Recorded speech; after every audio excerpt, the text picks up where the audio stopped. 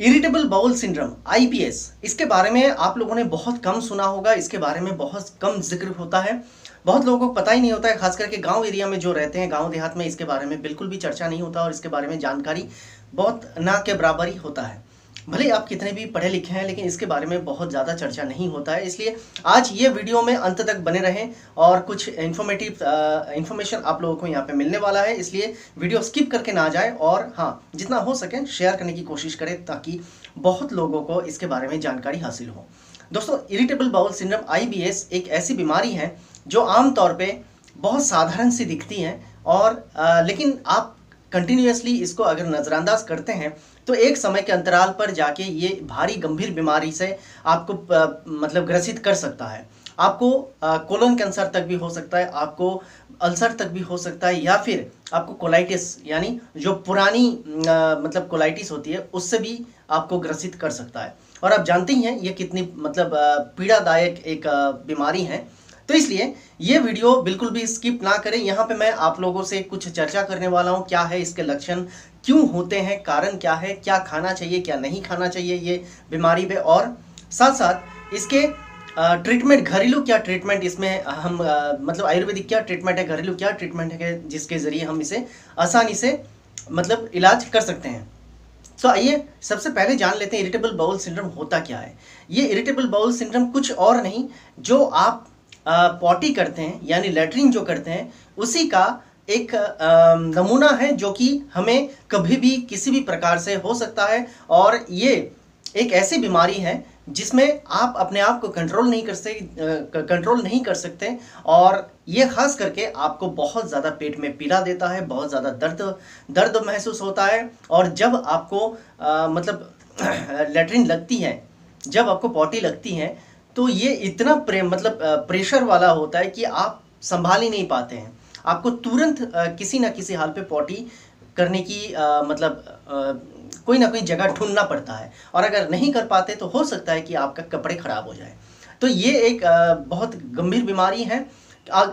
आपको मतलब बहुत साधारण सी देखने में लगता है ये, लेकिन ये साधारण बीमारी बिल्कुल भी नहीं है। अब सबसे पहले जानते हैं कि ये होता क्यों है। आप अगर बहुत ज़्यादा शराब आदि का नशा करते हैं तो हो सकता है कि आपको इसके लिए आंतों में कुछ प्रॉब्लम आ जाए, आंतों में सूजन आ जाए, आंतों में इन्फेक्शन आ जाए।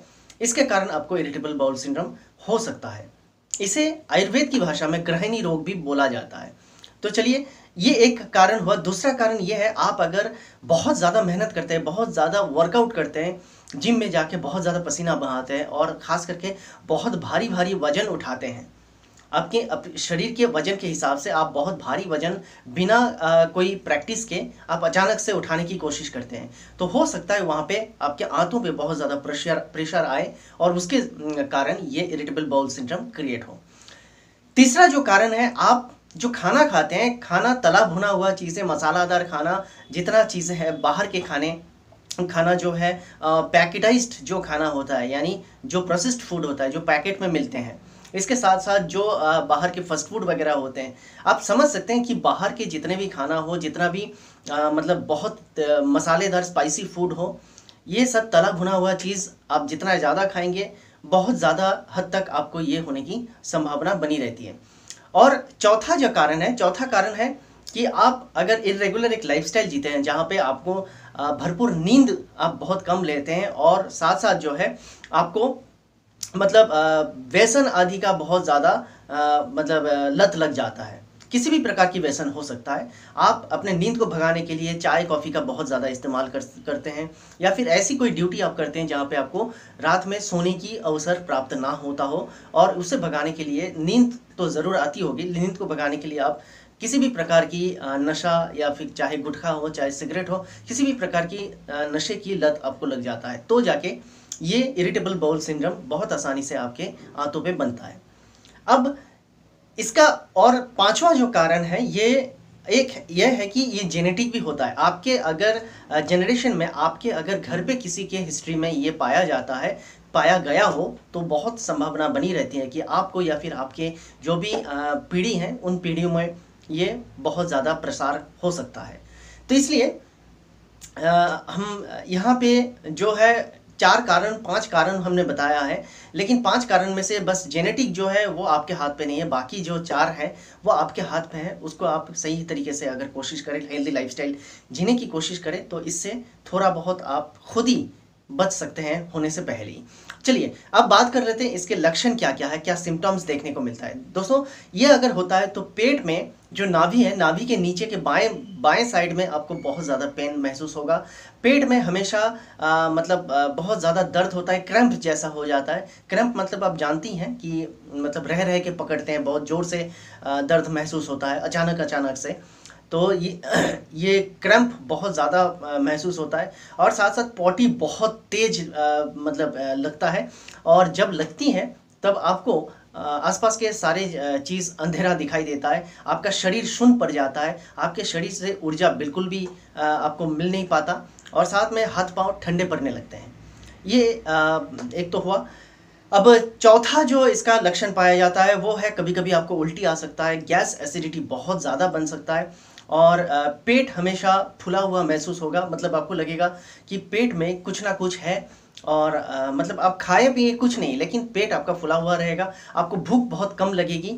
ये सारे सिम्टम्स देखने को मिलता है। बहुत लोगों को उल्टी भी होती है, गले में दर्द होता है, चेस्ट पेन भी कभी कभी हो सकता है, क्योंकि ये सारे जो है गैस एसिडिटी की वजह से होने लगता है। और पेट में असहनीय दर्द होता है, खास करके पेट के निचले हिस्से में असहनीय दर्द होता है। जब आप पॉटी करते हैं, पॉटी करने के बाद तुरंत आपको थोड़ा सा रिलीफ मिलता है, और हाँ, पॉटी के साथ साथ आपको थोड़ा बहुत म्यूकस जाते हुए भी नज़र आ सकते हैं। पॉटी के साथ आप देख सकते हैं कि म्यूकस भी जा रहा है। पॉटी कभी कभी आपके हरे रंग के भी हो सकते हैं, क्योंकि उसमें थोड़ा बहुत म्यूकस और खून भी जा सकता है। इसलिए आप इसको बिल्कुल भी नज़रअंदाज ना करें। कंटिन्यूअसली ये अगर 1 से 1.5 महीना तक आपको देखने को मिल रहा है, कंटिन्यूअसली ये प्रॉब्लम हो रहा है। कभी कभी ऐसा क्या होता है, पेट बहुत गर्म हो जाने की वजह से इस तरह की प्रॉब्लम आती है, लेकिन वो 2-4 दिन, 7 दिन, 8 दिन के अंदर ठीक हो जाता है। लेकिन आपको कंटिन्यूअसली अगर हो रहा है तो आप समझ जाइए कि आपको IBS या फिर इरिटेबल बाउल सिंड्रोम हो चुका है। तो इससे निजात पाने के लिए आपको सबसे पहले तो डॉक्टर से एक बार बात करनी ज़रूरी है, जांच करवाना ज़रूरी है। उसके बाद इसका कुछ खान पान पे भी विधि निषेध है, जो कि आपको थोड़ा मान के चलना चाहिए। क्या खाएंगे? जितने भी सब्जियां हैं, जितने भी फ्रूट्स हैं, आप बेफिक्र होके खाएं, और ये ज़्यादा खाएं।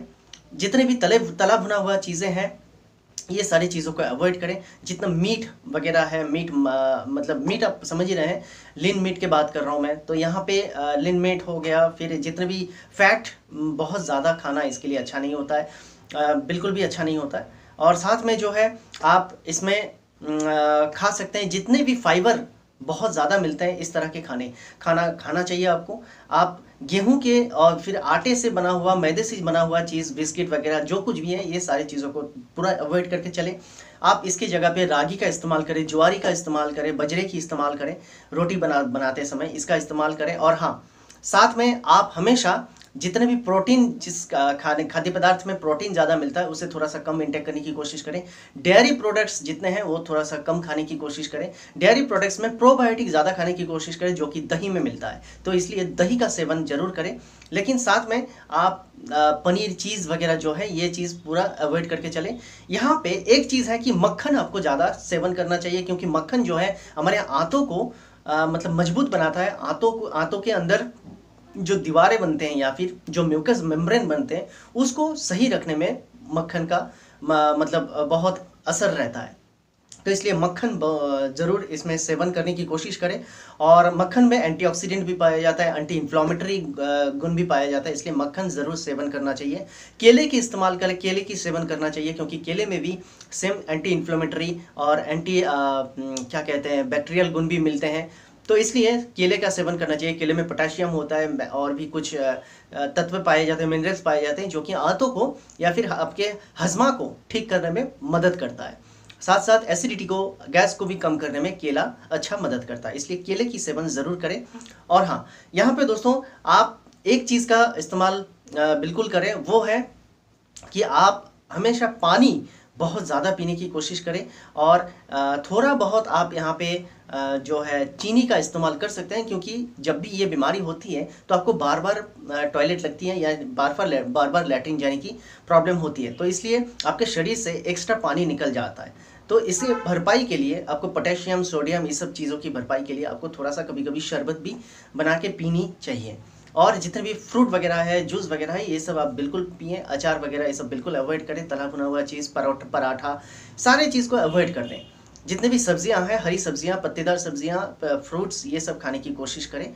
और हाँ, आप नट्स खा सकते हैं, बादाम खा सकते हैं, आप अखरोट खा सकते हैं, जितने भी ड्राई फ्रूट्स हैं ये सारे चीज़ खा सकते हैं, इसमें आपको लाभ मिलता है। दोस्तों, उम्मीद है यहाँ पे मैं जो कुछ भी समझाया हुआ हूँ ये सारे चीज़ आप लोगों को काफ़ी इन्फॉर्मेटिव लगेगा, आप लोगों को मदद भी करेगा। अब जो आयुर्वेदिक दवा इसके लिए हेल्प करता है वो है अवेयरिस्टम। ये डाबर का मिलता है, बैद्यनाथ का मिलता है, बहुत सारे कंपनी का मिलता है। मैं नीचे लिंक भी दे दूंगा, वहाँ से भी आप परचेस कर सकते हैं। तो ये अवेयरिस्ट जो है, ये जो दवाई है, दवाई के बॉटल के ऊपर ही लिखा हुआ है किस तरह से सेवन करना चाहिए। तो उस तरह से आप सेवन करें और कंटिन्यूसली 1 से 1.5 महीना कंटिन्यूसली आप अगर इस तरह से थोड़ा सा ध्यान के साथ अपने लाइफस्टाइल को थोड़ा अलग दिशा पे लेने की कोशिश करेंगे, जो कि हेल्दी लाइफस्टाइल है, तो उम्मीद है बहुत जल्दी ये रोग से आपको छुटकारा